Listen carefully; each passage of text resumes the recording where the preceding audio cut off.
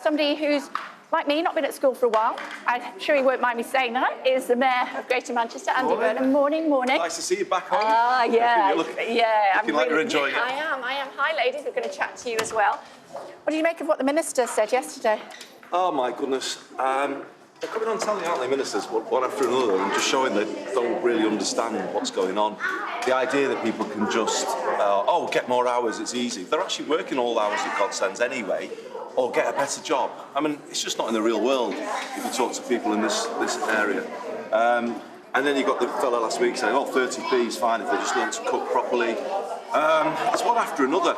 And they haven't got a handle on what's going on now in people's homes and people's lives. Yeah. So they've got a chance today to support a windfall tax, which I think they should, so that they can do something for everyone's energy bills. But I would say to them, just, get that uplift in universal credit back, give people something now for those who are most struggling. It just looks to me like they are just flailing around trying to blame the public in some way or lecture the public. It's just wrong. There's no monetary, though, is what they would say. If I was trying to defend the government, I would say, what are they going to do? They've only got a finite amount of cash. But these are exceptional times, and you can't so where do they get the money from, leave people in your poll today. What is it, 2 in 5 people say they're skipping meals? Yeah. What's the health impact of that? Or, for kids, if they're doing that. Sometimes you just have to step in and help people. But they say no monetary. The energy companies are making massive profits, windfall level profits. Why not support a windfall tax today in the House of Commons? Labour are right to bring that vote today, and all parties should back it. Ladies nodding here. I know you'll take some questions, won't you, Yeah, Mr. Mayor? absolutely. Just tell us your name so that I'm Jill. Jill. And I do quite a bit of chatting around the community. And two of the things that came up this week when I mentioned that you were coming was around the greener zone and also the 13% that we pay to have a mayor. And I suppose in times like this, we're talking about this crisis that we've got. What is the actual impact that you can have on either of those things if your hands are tied? So on the clean air zone, I absolutely understand what you're saying. This was something that government asked us to do. We had no choice. We had to do something about air quality because we've got problems. In certain places, it's breaching the law, and obviously that impacts on kids' health.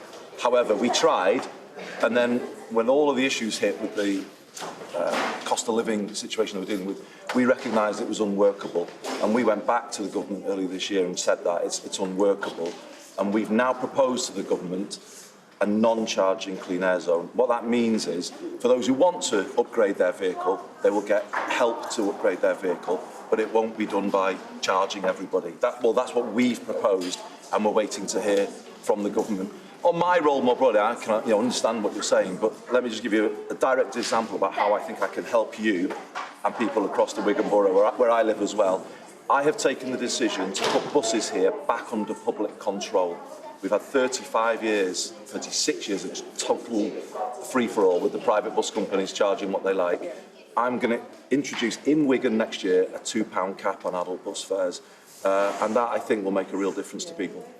And you've got a question, haven't you? Yeah. I'm Angela. Angela. I am part of Northern Arkansas. I just want to start with a quote from Joan Tronto, who says that when we understand care, we'll have to redefine democracy. Yeah. And the basic of any good society that understands care is that everybody has enough, and everybody can afford to pay the bills. And what we seem to be stuck in is this political system whereby we have the Tories who take away and then Labour who sometimes overserve.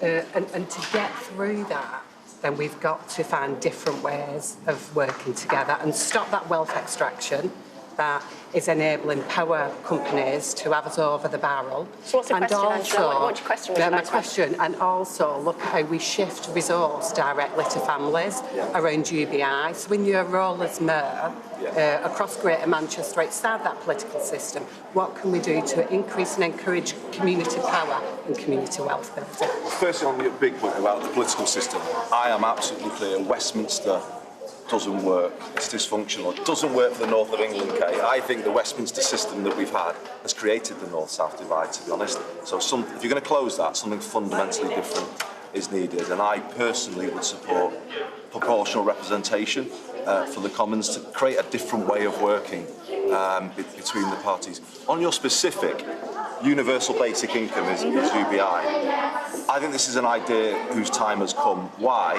You all know, and I know living here, over the years, people living in this area, the Wigan borough, have had to kind of take on more and more insecurity when it comes to their work. You know, the culture of 0 hours, casual hours, people doing 3 jobs, and then they're spending every hour worrying because they won't be able to get the rent. You know, so they're living on the edge, and that damages people's health.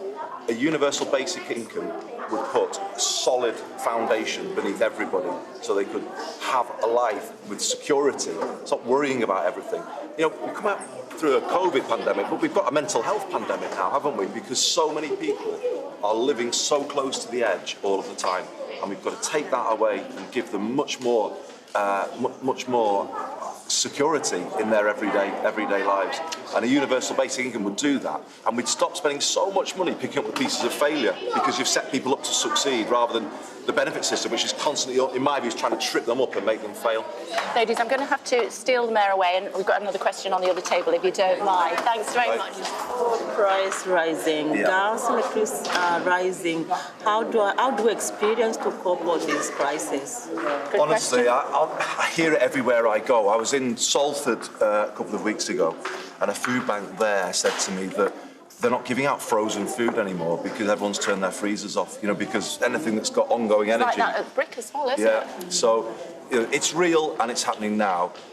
I would say to the government, they've got to do something now. Stop making excuses, stop blaming the public. That £20 uplift in universal credit that we had during the pandemic should come back straight away, because people are struggling right now. And, you know, we can't have this thing of ministers coming on to Kay's programme saying, oh, work more hours or get a better job. Did you hear the minister say that yesterday? Yeah. What was your thought on that? Yeah, it's good, yeah. Yeah. Tell me what the difference £20 would make to you. It's going to help because, like me as a single parent, I'm working hard to try to make up everything. And if they bring that £20, it go a long way. Yeah. I mean, I just think they should do that. They've not, to me, got a grip on the situation at the moment. It's changing now for people, isn't it, with the prices and cost of energy.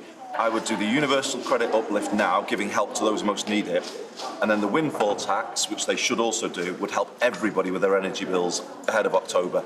And I think those are 2 things that they could announce now that would take away a lot of the worry from people who are just now thinking, how am I going to get through this year?